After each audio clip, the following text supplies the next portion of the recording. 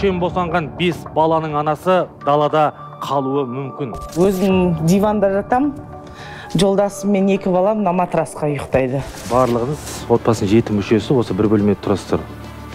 Бірінші үйдің қамын ойлап, сосын бар баланың қамын ойламаймыз ба? Енді бұл кісілерді де айыптауға болмайды. Үшем дүниеге келді. Енді ол Құдайдың берген о, былайынша айтқанда. Үшем емес, сізде близняшка деп, екеу деп шықты. Кез келген адам өзінің басына проблема бар, тек қана өзі кінәлайды. Болды. Шешеңді ренжіттің, сен де үйтіп айтпай-ақ қой, мен шешемді ренжіттім деп. Сіздер 10 жыл бір орында тұрсыздар. Пәтері беретін болса, жағдайын жасайтын болса, Алматының бюджеті кем қала ма? Осы қалалық әкімнің өзінің замы келді. 3 азамат үшемді бар жоғысына 3 арбамен ғана жан өмірге шарттап тұр ма? Онда бізде официальный ақпарат жоқ. Процентпен айналысқан адамдар және олардың ұрпақтары да оңбайды. Үкімет күнә қармасында? Барлығын сөйтіп мемлекетке үйіп қойған дұрыс емес қой? Қай жерде тиын тебен болады, соға барып жұмыс істеп келеміз, кешкісін грузчикте боламыз. Ертең ол баласына қандай ғажайып өмір туралы, мықты маман туралы әңгіме айтады деймін да? Күрес керек шығар, қалай ойлайсыз? Күресуге дайынсыз ба? Сіздерде осындай бақыт бар, байлық бар. Ертең осы балалардан сіздер рахат көресіздер.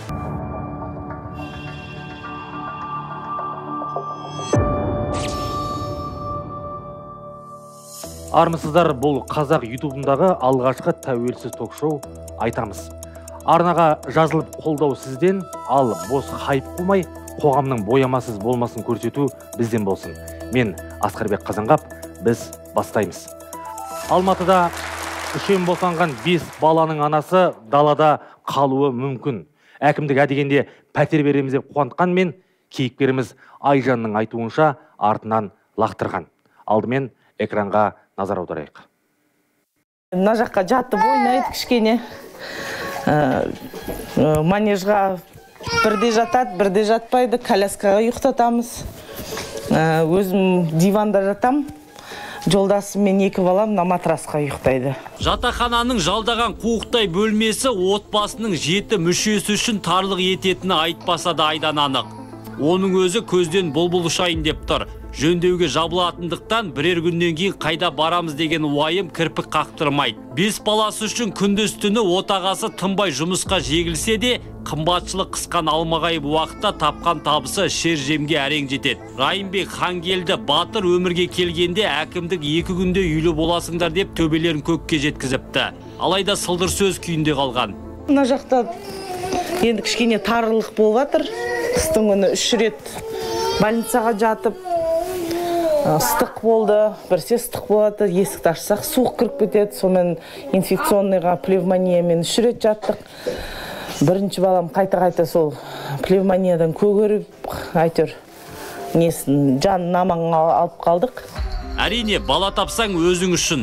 Бірақ демографияны көтергенді демейміз дейтін билік көп балалы аналарға келгенде неге сараңдық танытады. Миллиардтап қаржы құйылып жатқан мемлекеттік бағдарламалардың әлеуметтік осындай осал топқа жетуіне неге дергі? Бұл бір Айжанның басына түскен баспақшыл емес. Баспанасы сандалған басқа да талай көп балалы отбасылардың қасіреті. Студиямызға 5 перзенттің анасы Айжан Самат шақырамыз. Айжан ханым, қош келдіңіз. Енді бүгін бізде былайша айтқан кезде қысылмайтын ашық әңгіме. Бүгін бір бағдарламаны сіздің басыңызға түскен, осы отбасыңызға түскен жағдайға арнамақпыз. Сондықтан көрерменде отырған қонақтар да жақыннан таныссын. Жалпы мынау үшемді қашан босандыңыз, содан бастасақ? Үшемді 1 қыркүйек 2022 жылы босандым. 20 күн больницада жатып, үшем өз-өзіне келіп, салмақтары аз болғандықтан біз 20 күн жатып қалдық. Түсінгенім бойынша барлығыңыз отбасының 7 мүшесі осы бір бөлмеде тұрасыздар. Дұрыс па? Енді оның қандай қиындығы бар? Бөлме бірде ыстық болады, бірде суық болады. Енді қыстың күні қиналдық. Қыстың күні больницадан шыққаннан бері 3 рет больницаға түстік пневмониямен. Өйткені бір бөлме болған соң бәріміз бір бөлмеде болған соң ыстық болады, есікті ашып қойсақ суық болады. Сол себепті пневмониямен қайта-қайта ауыра бердік. Бір жатқанда 20 күнде, 10 күнде, бір жетіліп жатқан кездеріміз болды. Жаңағы үшем дүниеге келгенге дейін қанша бала шағаңыз бар еді, Айжан ханым? 2 бала шағам болған. Енді біз кішкене батыстан үлгі алуымыз керек қой. Бірінші үйдің қамын ойлап, сосын барып баланың қамын ойламаймыз ба? Басқа түссе баспақшыл әрине, бірақ енді қазір бұрын атам қазақ бір бала өмірге келсе, бір жусан артық шығады дегенде, қазір ондай қара шөп те шықпайды, шын айтқанда, қанша бала тусаң да. Сондықтан да асығыстық болған жоқ па сіздікі? Асығыстық болғанда бізде аяқ астынан болып тұр да. Енді қазір енді барлық құралдар бар ғой, шын айтқанда, алдын алуға болады ғой ондай нәрселерді. Барлығын сөйтіп мемлекетке үйіп қойған дұрыс емес қой. Мысалға, бірінші өз мәселеңіз шешіңіз, 2 балаға жағдай жасаңыз. Батыста әуелі оқуында алдын ала ойластырады, өмір сүруі тұрмақ. Сосын жаңа айтып кетейін деп едім, енді осы 20 квадрат үйде тұрамыз деді ғой. Әрине балаға әсер етеді. Неге? Өйткені балада гипоксия, яғни кислородный голодание болуы мүмкін. Сол себепті бала кеш дамуы да мүмкін. Сондықтан әрине ол 7 адам деген бір-бірінің ауасын жұтып отырады. Мәселе кеш дамуы емес, бұл абсурд қой. Мен негізі өзім 2 балам болған кезінде өзім денсаулығымды, жағдайымды дұрыстайын дегем. Соны аяқ астынан көтеріп қалдым. 2 бала бар кезде қайда тұрдыңыздар? Сол жақта тұрдық. Өйткені күйеуімнің жұмыс бабымен жұмысына жақын болғандықтан сол жақта тұруға. Қалай жағдай жасаймын деп ойладыңыз? Ештеме жағдай жасамапсыздар ғой. Жағдай жасағанда енді болашақта жасаймыз деген ойда болған. Менде тағы бір сұрақ болып тұр. Сіз 5 баланың анасы ретінде мемлекеттен пособие немесе айыспы аласыздар ма? Жалпы ай сайынғы кіріс немесе шығыс қанша сіздерде? Мемлекеттен 5 балаға 69 000 теңге аламыз. Енді осы жерде айта кетейік, осы 2023 жылдың 1 қаңтарынан бастап мемлекет жалпы 8%-ға жәрдемақы көбейткенін жеткізді. Сонда 5 балаға өзіңіз айтпақшы 69 000 теңге, дұрыс па? Енді 69-ды біз 5-ке бөлетін болсақ 13 000 теңге. 13 000 теңге баланың жүргеніне жете ме болса? Жетпейді әрине. Өйткені бір баланың өзін асырау үшін ай сайынғы киімі бар, оның жейтін тамағы бар, оның жаңағы қосымша сабақтары бар. Енді мен өзім бір баланың анасым, бірақ бір баланың өзіне айына ары кетсе бір 100 000-нан астам ақша кетеді. Енді ол баланың жаңағы қажеттілігіне байланысты ғой. Жаңа тағы бір сұрақ қояйын деп едім. Осы 20 квадраттық үйге сіздер қанша төлейсіздер? 90 000 теңге төлейміз. Одан қосып коммуналкасы бар, еще. Ал ол жақты жалпы жалдап тұрып жатқандарыңызға біраз болды ма? 5 жылдай болып қалды. 5 жылдай болды осы бір бөлмеде, иә? Ал ата-аналарыңыз жағынан көмек жоқ па? Ешқандай да күйеуіңіздің жағынан, сіздің жағыңыздан? Ата-ана жағымыздан көмек болғанда енді продукты жағынан көмектеседі, жүргектерін алып береді. Үй алып беретін мүмкіндік жоқ, иә? Ондай енді мүмкіндік жоқ. Әр қайсысында енді өздерінің үйі, өзінің бала шағасы бар. Осындай жағдайға қарамастан, осы Алматыдан кетпей осыда қалғыларыңыздың келуінің себебі неде? Енді мен өзім Алматы облысы Қарасай ауданы Райымбек ауылынанмын. Енді осы жақта күйеуге шыққан соң, күйеуім Нарынқол ауылынан. Ол жақта енді жұмыстың жоғынан біз Алматыға қайттан келіп отырмыз. Себебі жұмыс жағынан, жұмыстың жоғынан енді Алматыға келмесек, ол жақта асырайтын енді өзінің шешесі ғана. Шешесінің бір пенсиясына қарап отыру, ол біз үшін не болды? Ұяттау болды. Осы орайда Ақылбек мырза, сізге бір сұрақ қойғым келіп тұр. Енді Айжан секілді времянкада болсын, вообще тентіреп жүрген, мысалы, үйге қол жетпей жүрген Алматыда отбасылар қаншама қазақ отбасы. Сонда бұл қалада күнін көре алмағандардың ауылға кетуден басқа амал жоқ па? Енді мысалы Нарынқол жақтан деп отырмын, мен Нарынқол жақта 1 жыл бұрын болып қайтқам. Өте көп елдер бар, малы мен үйін қалдырып, өздері қалаға жаңағы ұлдарына, қыздарына барғысы келеді, бар возможностьтар. Бірақ сол малды алып қалатын адам таппай жатыр. Мысалға, по крайней мере, үлкен ұлдарыңыз қуаттанғанша, әлі бір 10 шақты жылдай бар ғой, уайымдамаңыздар. Әр бала үшін Аллах Тағала талай қуантады сіздерді. Жалпы сіздің жағдайда ауыл туралы мәселені ойланып көрдіңіздер ме отағасымен? Ауыл туралы ойланып көргенбіз. Енді мамамыздың үйі өзі кішігірім. Ол жақта да бір комнаталық. Ол жағында барамыз деп шешкенбіз. Ол жақтың ауасы енді суық. Қыстың күні суық, жаздың күні желді болғандықтан мына жақтың өзінде балаларым ауырып жатқанда ол жақта білмеймін, әлі о жағын ойластырып көрген жоқпыз енді. Жақсы, осы орайда студиямызға Айжан ханымның жолдасы, отбасының жалғыз асыраушысы Нұртаза Дүйсенбек шақырамыз.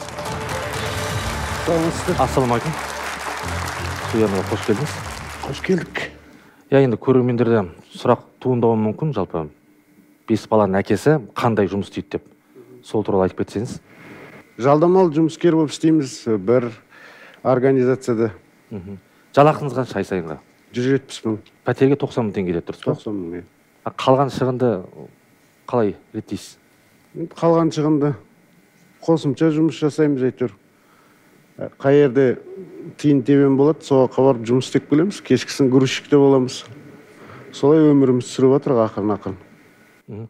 Ал сіздің ойынша, жалпы Алматыда ер азаматтың отбасын асырау үшін қанша теңге пайда табуы керек? Енді орта шеппен есептесең, қарапайым бір отбасына бір 500-600 мың кіріс кіру керек қой айына. Енді осы орайда сарапшыларға сұрақ қойғым келіп тұр. Қазақта айтады ғой, ер жігіттің мойнында қыл арқан шірімес дейді. Ал біздің кейіпкеріміз Нұртазаның жағдайында қайтпек керек? Рұқсат па бірнеше қосып кетсем, сұрағым бар еді. Сізде қазіргі уақытта Алматы қаласында пропискаңыз бар ма еді? Және сіз мемлекеттік бағана акиматта тізімде тұрсыз ба? Сол жағынан сұрасам. Негізінде менің пропискам осы Райымбек ауылында болған.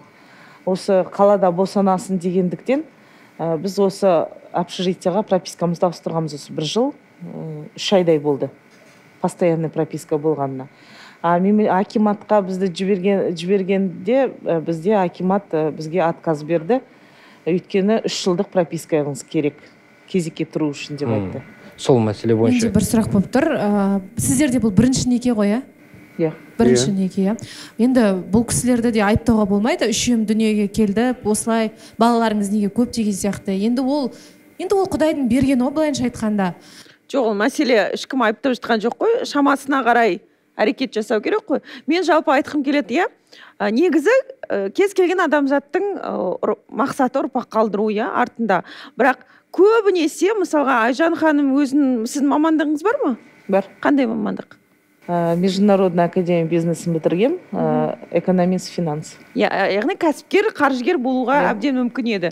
Өз потенциалдарын жүзеге асырмай, бала бағу мақсатында, баланы асырау мақсатында біз мықты, мысалға, мамандарды қолымыздан айырып қалып жатырмыз да. Көбіне мен байқағаным біздің қоғамда өкінішке орай өз армандарын орындамай жатып, енді балалар дүниеге келеді, отбасын құрады, бірақ өзін адам ретінде, тұлға ретінде ұмытып кетеді. Сол жағынан қарным ашады, шын айтқанда ше. Немесе ол ертең өзінің орындалмаған арманын баласына бергісі келеді. Яғни ол тұлға ретінде өзін аша алмады ғой, мысалға, ертең ол баласына қандай ғажайып өмір туралы, мықты маман туралы әңгіме айтады деймін да? Балалардың... Мен ойлаймын, Алматыда көбісі осылай өмір сүріп жатыр. Жалпы мен қазақ қоғамы туралы айтып отырмын. Бұл жерде Алматы, Астана маңызды емес. Адамның ең басы, сіз тұлға ретінде ең басында қалыптастыңыз ба? Мысалға, басында, Сосын барып бала әкелу, өйткені ол үлкен жауапкершілік қой балаға. Тәрбие беру, бала біткен күннен бастап сен оған тәрбиеңді беруің керек. Яғни сіздің ойыңыздың барлығы сол тұрмыс тауқыметінен аспай жатқан кезде балаға не тәрбие бере аласыз дегенім ғой. Қазір балалар өте бәсеке. Каспий банкында істедім, архивта. Сол жақтан декретке шығып, енді үйде отырмын. Декретте отырғаныңызға соңғы 5 жыл болды. Соңғы 5 жыл, Енді мен мына жерде бір статистиканы келтіре кетейін. Жалпы зерттеп көрсек, 2020 мен 2023 жылдың ортасын алып қарайтын болсақ, Қазақстан бойынша жылына 2000 орташа 2000 егіз дүние келеді екен. Ал үшемнің саны Қазақстан бойынша бар жоғы 50 ғана екен да. Аз ғана. Яғни осы сәтке мән беру керек деп тұрсыз ғой, Осы сәтке мән беру керек. Мен бұл әңгімені не үшін айтқым келіп тұр? Көбіне мысалы шыны керек, телеарнадан болсын, сайттардан болсын, өмірге үшем келіп жатса, болмаса егіз келіп жатса, әкімдіктер демеуші тартып, пәтерін беріп жатады, мысалы қуантып, сүйіншілеп.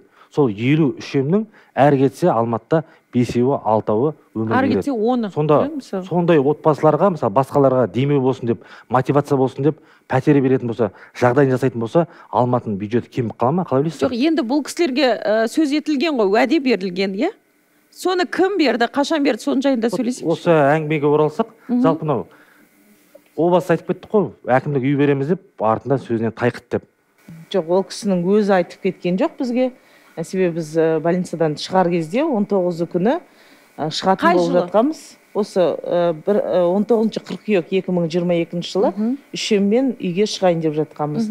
Сол кезде больницаның бастығы келіп бізге айтты, бір күн тұра тұрыңыздар, шыдай тұрыңыздар, ертең біздің қалалық әкімнің өзі келіп, сіздерді құттықтағысы келіп жатыр деп. Біз негізі енді шығатын кезде былай қатты дайындалған жоқпыз. Енді әкім келет деген соң мамам магазинға барып, енді мынандай әдемі жөргектерін алып, енді телевидение келет деген соң әдемі жөргектерін алып, сөйтіп астына түскен кезінде бәрі, бүкіл персоналдың бәрі жуып, тазалап, охраналар алдымыз. Көзбояушылық. Иә. Мамамның алдынан охраналардың бәрі жүгіріп шығып, құттықтап, міне әкімнің жетекшісі келіп, 3 коляска, 3 ойыншық, корзинка тәттілерін алып келіп тастап, соны бізге айтып кетті. Ертең қалалық әкімнің өзі келіп құттықтап, 2 комнаталық пәтер сыйлаймыз деп сөйтіп айтып кетті. Негізінде бүкіл больница дайындалып. Жоқ, ертең болды, әкім келмеді ма сонда? Ертең күні болды, бізді дайындады, осы секілді. Сонда сіздіңше бұл көзбояушылық болды ма әкім үшін? Яғни әкім келмеді, иә? Әкім келмеді, өзінің замын жіберді. Аты жөні кім, соны айтсаңыз болады? Аты жөнін сол ұмытып қалып отырмын. Жаңа айтып кеттіңіз, сонда қай ауданның әкімі келді? Осы қалалық әкімнің өзінің замы келді. Бірақ енді ресми емес қой, мысалға мына жерде, мына үйде, мына пәтер береміз, сіз осы ауданға жатасыз, немесе тіркейміз деген болған жоқ қой ресми түрде, иә? Жоқ, ресми түрде айтылған жоқ. Сарапшылар айтып отыр ғой жаңағы, әкім келеді, камера келеді, фотограф. Жалпы қалай ойлайсыздар, бізде есеп үшін осылай көзбояушылық қашан тоқтайды мысалы? Ол қанымызға сіңіп кеткен ғой. Сонда әкімдіктің әңгімеңізден байқағаным, сонда бергені қандай сыйлық сонда? Бергені 3 коляска алып келіп берді. Сонда 3 кішкентай ойыншық. 3 азамат үшемді бар жоғысына 3 арбамен ғана жаңа өмірге шарықтап тұр ма? Солай болып тұр ғой. Бірақ пәтер береміз деген уәде болды ма, болмады ма? Негізі айтып кеткен ғой бәріне, бүкіл больницаға енді. Ауызша түрде айтып кеткен ғой сізге. Ауызша түрде айтып кетті. Ол адамның енді басы екеуімес шығар. Бірақ ресми емес.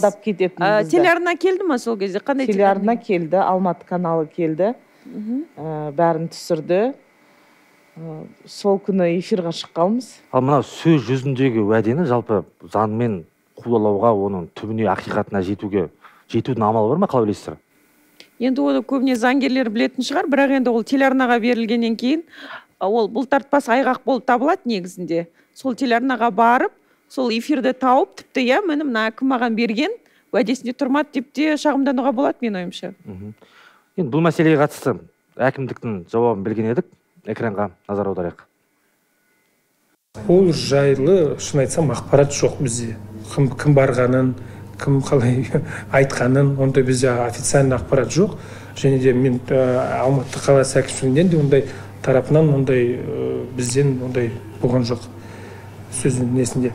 Жаңа шағымданса ол кісі, әрине бір жаңағыдай біз өзіміздің официальный ответті берер едік. Осы бағдарламаны көріп отқан құрметті көрермен, арнаға жазылып, пікір қалдыруды ұмытпаңыз. Біздің айтарымыз алда. Бұл Нұрбол Қажин, Алматы қаласы коммуналдық инфрақұрылымды дамыту басқармасы басшысының орынбасары. Осындай жауабын берді. Шағымданса, арызданса, қарайтын едік, басқасын істетейік деп жатыр. Сіздер сөз жүзінде қалғаннан кейін ары қарай даулап бардыңыздар ма? Қандай әрекетке көштіңіздер? Даулап барған жоқ, себебі біз енді кімнің алып келгенін білмейміз ол коляскаларда. Енді негізі кім алып келсе де ол әкімнің адамы болып тұр ғой. Ол өз ойынан құрастырып айта қоймайды деп ойлаймын. Себебі, может, өз ойым, біз мына 3 күн бұрын өз больницадан шығар алдында 3 күн бұрын бізге шығатын кезде туу туралы куәлікті алып келіңіздерді. Туу туралы куәлікке күйеуім барып, соннан туу туралы куәліктерін барып алған кезінде, енді үшеуінің туу туралы куәлігін алды. Больницадан кейін мен документтермен, со пособияны жөндеуге соңға барған кезде, сізде үшем емес, сізде близняшка деп, екеу деп шықты. Сонда біреуі тіркеуде жоқ болып шықты. Иә, егіздеп тіркеп қойған. Мен ойлаймын, может, сол себепті берілмей қалды ма деп. Ол тіркелгені сол роддомда ма? Солай тіркеп қойған ба? цонның базасында. Оны барып өзгертпедіңіз ба? Міне мен Сол кезде көрсеттім, сол кезде өзгертіп, менде 5 деп уже документтерді басқалай шығарып берді маған. Енді осы үй береді маған деп бір арыз жазып өкіметке қарай қағаз жүзінде жүгініп көрдіңіз ба? Әкімге де жаздық, ол жағынан енді. Қай кезде жаздыңыздар? Ресми тіркеп, ЕГОВпен бәрін тіркеп жаздыңыздар ма? ЕГОВпен жаздық, иә. Сіз қалай жаздыңыз? Сіз әкімнің атын білмей отырсыз ғой. Қай әкім сізге сөз берген? Досаев Ерболат кісіге жаздым. Досаев Ерболат? Иә, Досаев Ерболат кісіге. Қай кезде жазылды? Ресми жауап келетін өзінің шектеулі мерзімі бар. Тіпті қазір Инстаграмға да түсіріп жазып жіберсеңіз бәрі ашық қой. Бірден жетеді. Хэштегті белгілеп. Енді оны о жағында енді туыстарымыз бәрі жазды. Негізі Алматы каналында да, Инстаграмда бар ғой, Алматы каналы деген. Сол жақта да біздің суреттерімізді тіркеп өздері сөйткен кезінде астында енді үй берілсін деп енді әртүрлі пікірлер кетті. Енді өзі үшін туасы ғой деген. Мен ойлаймын, қазір бар ғой, президенттің өзі қазір қала әкімдерін міндеттеп қойды. Олар жаңағы ай сайын болсын, әр ауданды аралап есеп беруге міндетті, дұрыс па? Сізде тұратын аудан қандай? Жетісу ауданы. Жетісу ауданына Досаев соңғы рет қашан келді? Мен сондай Досаевтың болған жиында өзіңіз айтқан Алматы арнасы болсын, Инстаграмда болсын, халықтың мәселесін тыңдап, иә, қарастырамыз, орынбасарына тапсырма береді, басқаға береді. Сондай жағдайға барып, балаларыңызды алып, міне уәде берген үйіңіз қайда деп айту керек шығар, қалай ойлайсыз? Бұндай мәселеде шынында да, егер даулағыларыңыз келсе, олардың сөздеріне тұрмағанына көңілдеріңіз толмаса, күрес керек шығар, қалай ойлайсыз? Күресуге дайынсыз ба? Дайынбыз. Мен бір сұрақ қойын дедім. Аға, осы сіздің жалғыз анам бар дейсіз да, ол анаңыз Нарынқолда тұрып жатыр, иә? Қыс бойы біздің қасымызда тұрады. Енді келініне көмектеседі, үйтеді, бүйтеді. Енді мына үй жалдамалы пәтер тар болғаннан кейін, уже күн жылығаннан кейін өзінің ауылына барады. Сізде басқа бауырларыңыз жоқ па? Анаңызды қарап отыр? Жоқ. Мен ұлдан да қыздан да жалғызбын. Бұл жердегі ең үлкен проблема басқа жақта деп ойлаймын мен. Жаңағы біздің жолымыздың болмауына ең бірінші себеп біздің туған туысқандарымызбен, әсіресе ата-анамызбен қарым-қатынастың дұрыс болмауында болады. Мысалы, қазір шағымдандық деп отыр, айтып отыр, жаздық деп отыр, мысалы, оның барлығы естімей жатырғанына 100% Алла солай істеп қойды. Менің ойымша, ағамызға просто анасы риза емес па деймін да. Мысалға, элементарно ондай көп отбасылар келеді біздің алдымызға, арасында біз прямой контакт постоянно да елмен. Ата-анасын қалдырады да өздері қалаға кетіп қалады, мысалға, типа ризық табу үшін, ақша табу үшін, дүние табу үшін, жағдай жасау үшін деген сияқты. Ақиқатында бәрі лажа әңгіме болады. Дым табылмайды да ол деген. Өйткені ата-анасына, жақындарына ананың разылығын алмаған ол 100% қой. Мысалға, селіп отыр бұл әрекеттер. Барлығы біліп отыр, мерзімінде жауап беріп бізден тұрады ғой. Қыстың күні бізден тұрады, жаздың күні бұл жақта тұра алмайды. Өйткені оның денсаулығы Алматыны ыстығына шыдамайды. Приоритетке баланың денсаулығы, баланың жаны, бала деп тұрсыздар да. Приоритетке негізі любой адам бірінші ата-анасын қою керек. Бала бар ғой, Алла қаласа, ол жарып шығады любой жерден. Егер де сондай воспитанияны көріп өсетін болса, воспитание болса, олардың кружок, мұржықтың еш қажеті жоқ, шын айтқанда. Даже мектептің қажеті жоқ, надо будет. Достойный арыстан болып өстін десеңіздер, өздеріңіз достойный болуларыңыз керек та. Мәселе сода ғана болды. Бір бөлмеме болмақ түгіл, кішкентай лашық болса да, оны реттеп тастауға болады, надо будет. Өзіңіз айтпақшы, арыстан болу үшін қайтпек керек. Бірінші очередь ауылына кету керек сразу. Дәл бүгін қазір шықсын да, бала шағасын жинасын да, кетсін барсын ауылына. Ал анасынан барсын, осы жаздың соңына дейін әрекет қылатын болса, әшейін жалғап бір-екі бөлме қосып алуға болады. Жоқ, мақұл, мысал ретінде дейік, ауылға бардыңыз дейік. Ал ауылда сіздің қолыңыздан келетін қандай кәсіп бар мысалы ше? Немен айналысуға болады? Бәрін істеймін деп тұр. Бәрі қолында тұрған нәрсе ғой. Бар адам істеген нәрсесін басқа адам істейді. Бұдан да ужас профессияларда егеріп жатыр ғой, Аллаға шүкір қазақтар. Ауылда не ол? Бәріміз ауылдан шықтық мысалға. Келеді қолымыздан, не болмаса да. Сонда қиналғанның бәрі ауылға кету керек па? Қиналғанда емес мәселе проблеманың өзегінде жатыр. Өзегі сол жақта жатыр. Бала шаға тәрбие, тәлім бере аласың ба? Соны айтшы маған. Ауыл деп отырсың. 100%. Шешеңді ренжіттің, сен үйтіп айтпай-ақ қой, мен шешемді ренжіттім деп. Жоқ, шешем жалғыз мені дүниеге осы халға жеткізген адам. Енді ондай пікір қатер айтпай-ақ қой сен. Шешеңді ренжіттің, мен саған 100% деп.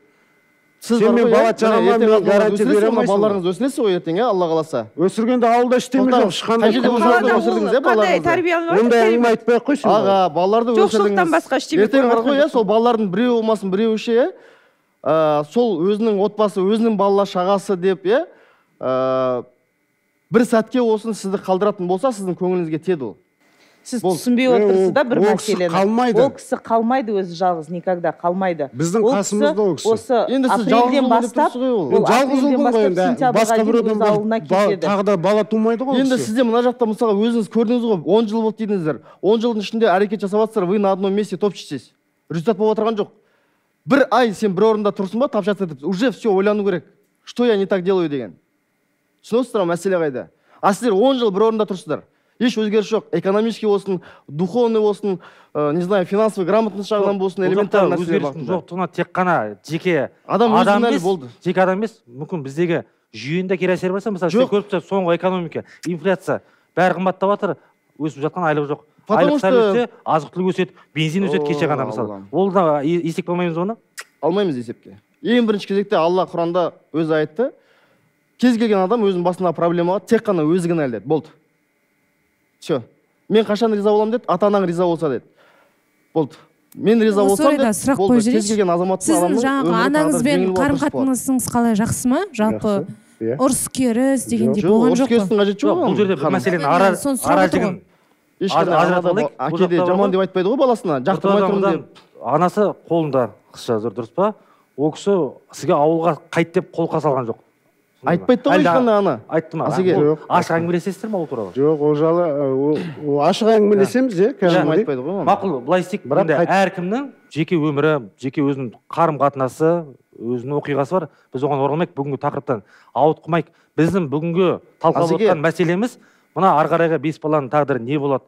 Алматыда тұрақтап қалу жолы қандай? Осы орайда біздің студиямызға кездесу шақырған жоқпыз. Отбасы банктің өкілі отыр, Алмас Қанат мырза.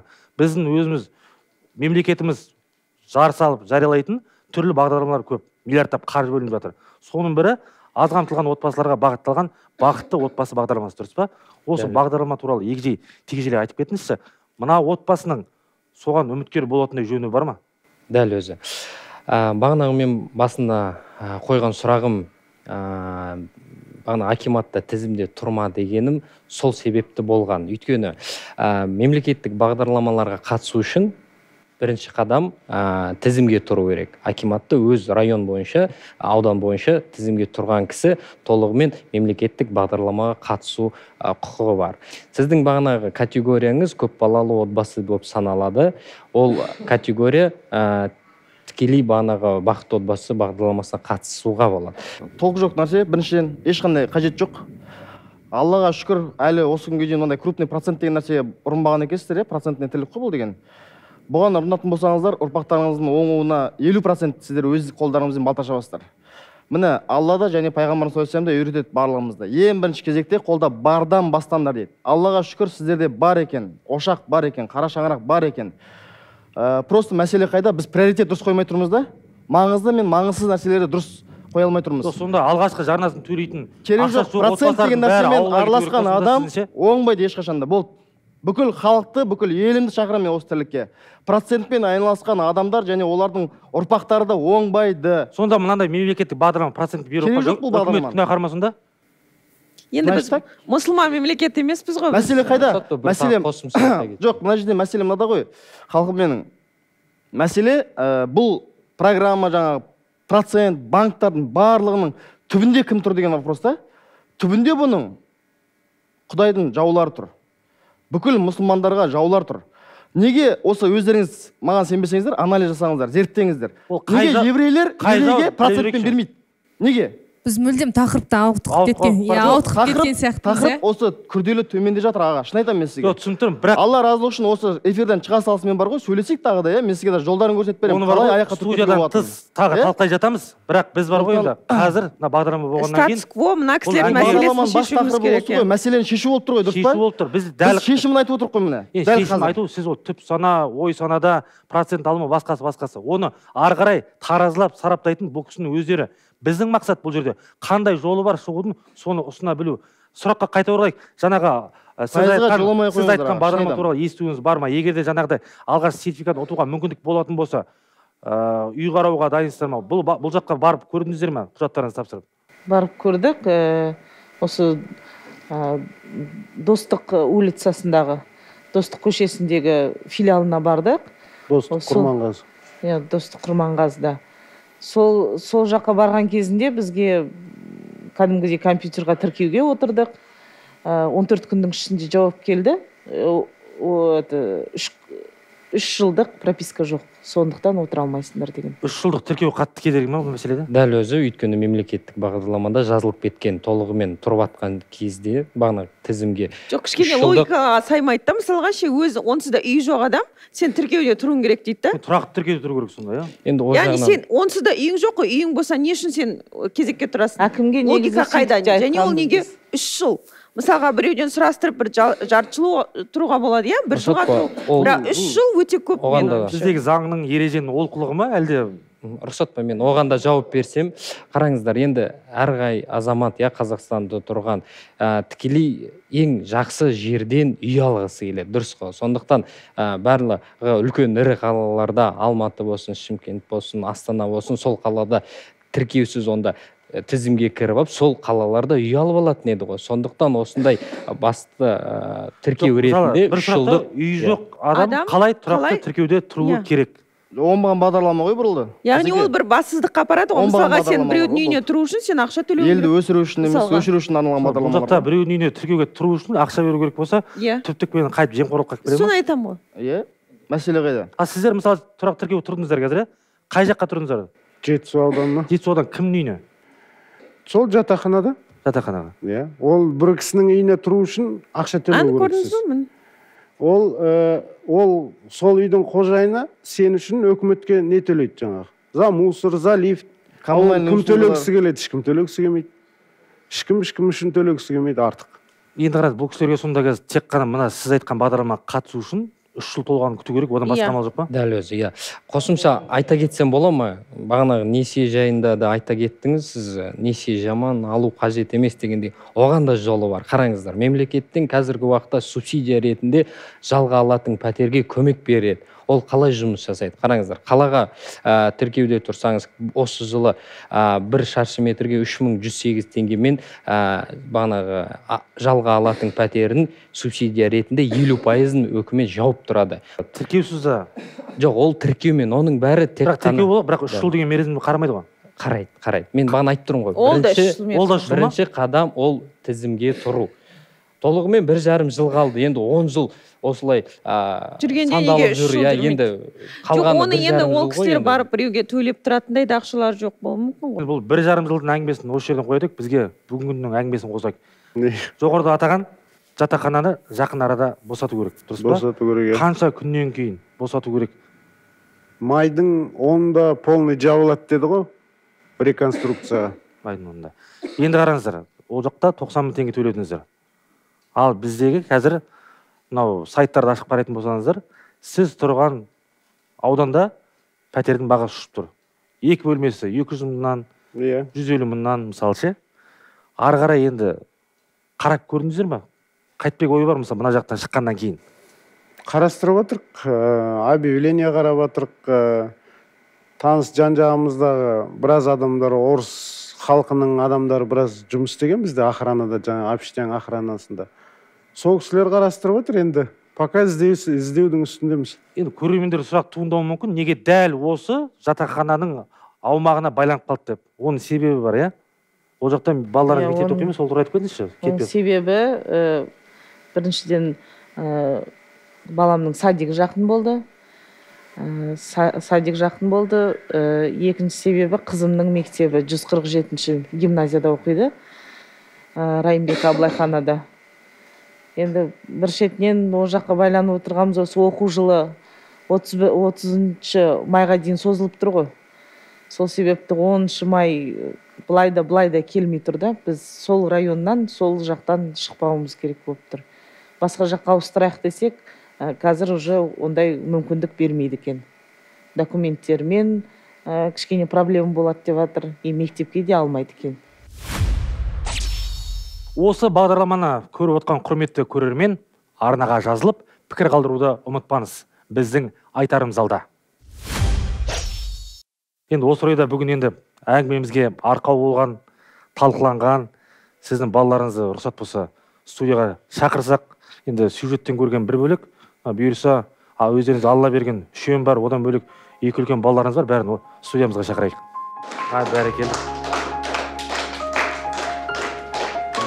Ассалаумағалейкум. Үйдің тұңғышы, есім кім болады? Нұрай. Нұрай. Мектептен бос уақытта інілеріңді қарайсың ба? Иә. Тұра қойшы, бізге таныстыршы. Сен үшеуіңді айыра аласың ба? Қайсысы аттары кім? Есімдері кім?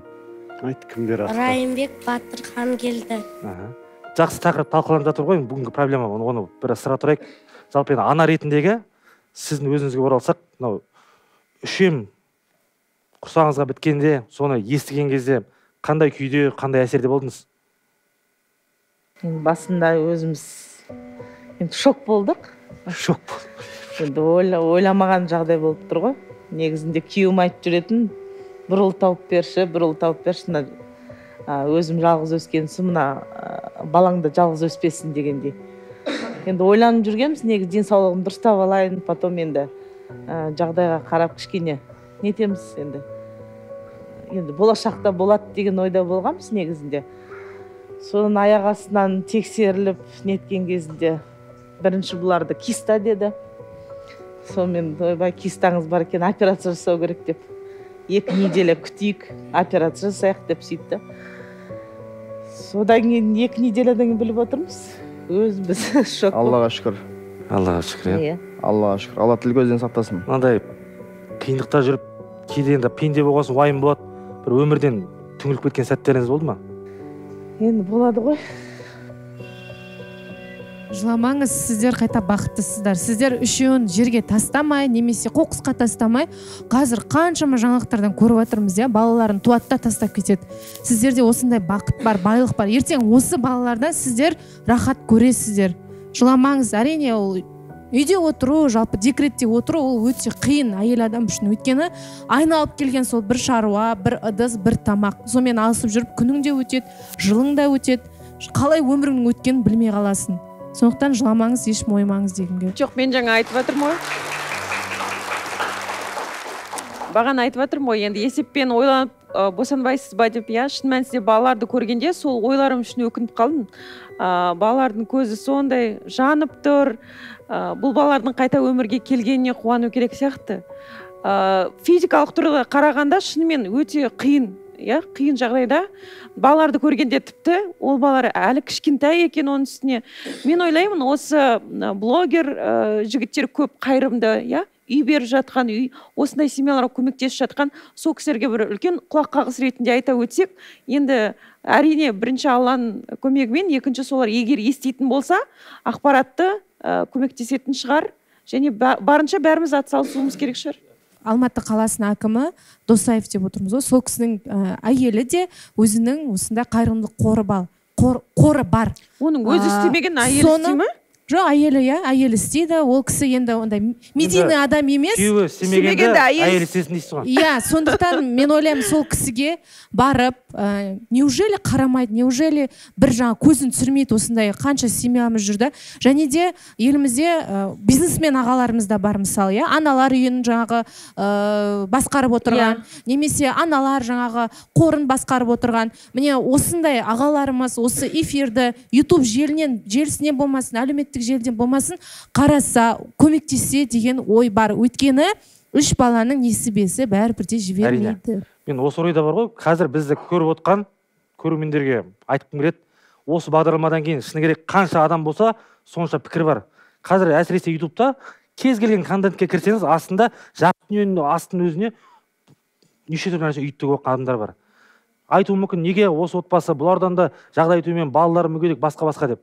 Үйтіп асыра сілтеуге асықпаңыздар. Просто комментарий оқымаңыздар. Бұл біз өзіміз айтып кеткендей, YouTube кеңістігіндегі алғашқы тәуелсіз қазақша ток-шоу. Бұл кісілерден кейін де біз басқа отбасыларды, басқа тағдырды, басқа жағдайды көрсетеміз. Ал бірақ біздің бүгінгі жиналудағы мақсат сіздерді жинап алып студияға хайп қуу, болмаса неге үйттің, неге сүйттің, неге үкіметке алақан жайып отырсың. Жоқ, ол емес. Біздің мақсат бұл телеарнаға бағытталған бұл бағдарлама емес, бұл таза ютубты көріп отқан сізбен біз секілді ар жақта отқан мейірімді адамдар отыр. Соларға айтқым келеді. Міне мына отбасы үшін, мына балалардың болашағы үшін тийтіндей болсын, теңізге құйған тамшыдай болсын, өз үлесіңізді қосамын десеңіздер, бағдарламаның соңында есеп шотты, карта бәрін қалдырамыз, оның есебін береміз. Қазақ айтады ғой, бір қоз туса, бір жусан артық шығады деп.